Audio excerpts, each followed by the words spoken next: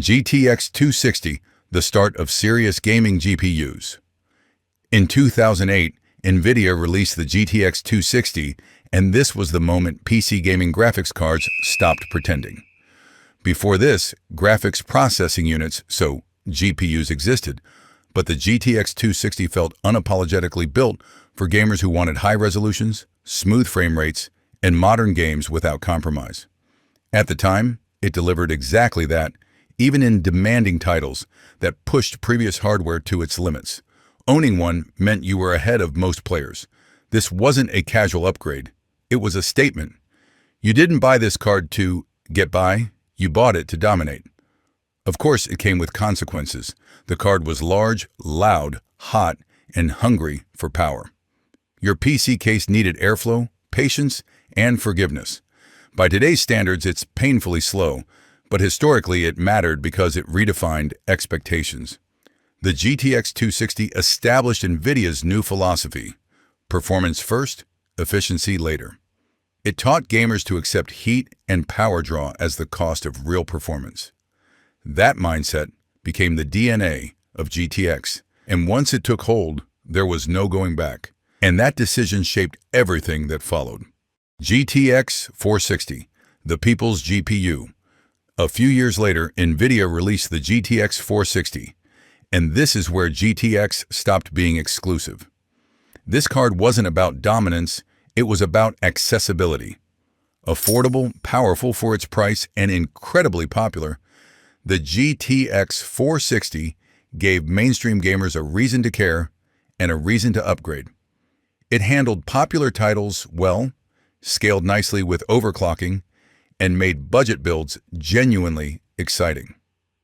For many players, this was the first GPU that felt like a smart purchase instead of a compromise. Yes, it ran hot and wasn't exactly quiet, but for the performance it delivered, most gamers didn't hesitate or complain. Here's the important part. The GTX 460 proved that mid-range GPUs didn't have to be disappointing. They could be good, even impressive.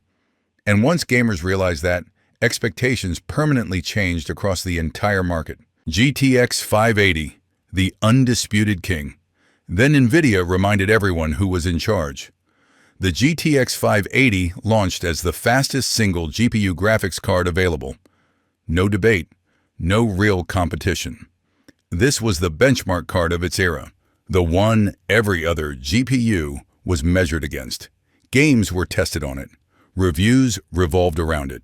Enthusiasts wanted it. It fixed many issues from earlier generations and delivered elite performance with impressive stability under heavy loads. This was NVIDIA at full confidence. But subtlety was not part of the package. It consumed serious power, produced serious heat, and came with a serious price tag. This wasn't for casual players. It was for gamers who wanted the best and were willing to build their entire system around it, including cooling and power delivery. For years, the GTX 580 represented what high-end actually meant. GTX 750 Ti. When efficiency took over, in 2014, NVIDIA did something unexpected. Instead of chasing more power, they chased efficiency. The GTX 750 Ti didn't even require an external power connector, which shocked everyone and immediately changed upgrade paths. You could drop it into almost any PC and instantly turn a basic system into a capable gaming machine. It ran cool, quiet, and consumed very little power while still delivering solid performance in esports titles and older games. That made it incredibly versatile. It wasn't built for ultra settings or demanding AAA titles, and that was the point. The GTX 750 Ti proved that performance per watt mattered.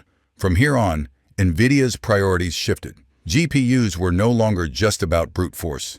That change would quietly redefine everything. GTX 970. Amazing performance, unexpected drama. The GTX 970 quickly became one of NVIDIA's most popular cards.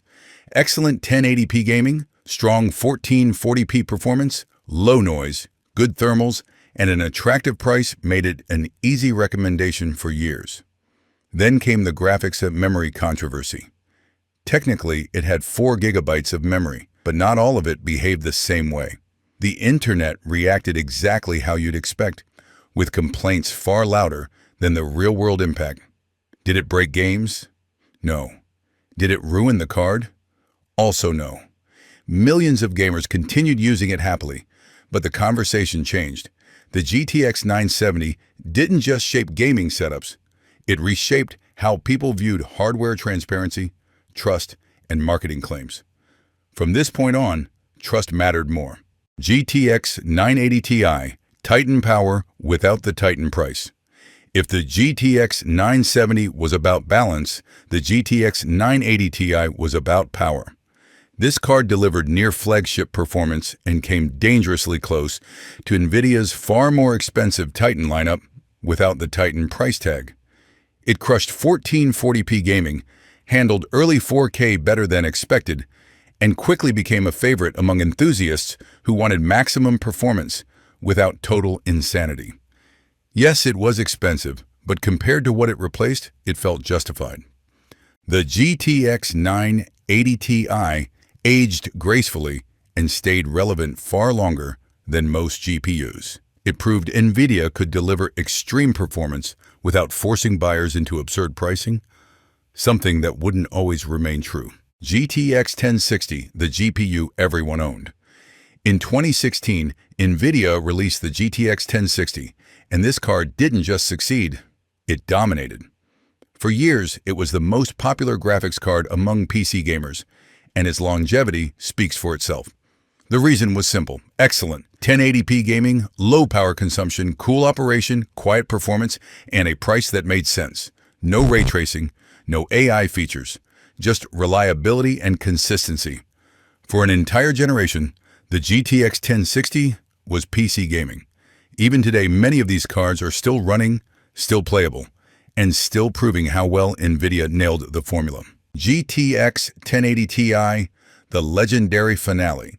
And then came the GTX 1080 Ti, the card NVIDIA probably wishes didn't age this well. At launch, it delivered insane performance, dominating 1080p and 1440p while making 4K genuinely viable for enthusiasts. Years later, it still competes with much newer GPUs. No extra features, just raw power. It was expensive, but it earned its reputation through longevity and consistency. The GTX 1080 Ti didn't just end the GTX era, it ended it on a high note that made everything after it harder to justify. Why GTX still matters. GTX cards defined modern PC gaming. They pushed performance forward, made powerful GPUs accessible, and created some of the most iconic hardware ever released. But they also represent a philosophy NVIDIA slowly moved away from. Raw power, simple design, no feature checklists. GTX also trained an entire generation to understand settings, bottlenecks, and upgrades, creating more informed players who optimized systems intelligently, stretched hardware lifespans, and valued gains over hype-driven leaps promised by marketing-heavy launches from manufacturers chasing margins instead of gamers. And once you really understand GTX, you start asking uncomfortable questions about newer graphics card pricing, about feature-driven upgrades, and about whether performance was replaced instead of improved. Because the moment you connect those dots, everything after GTX starts to look very different.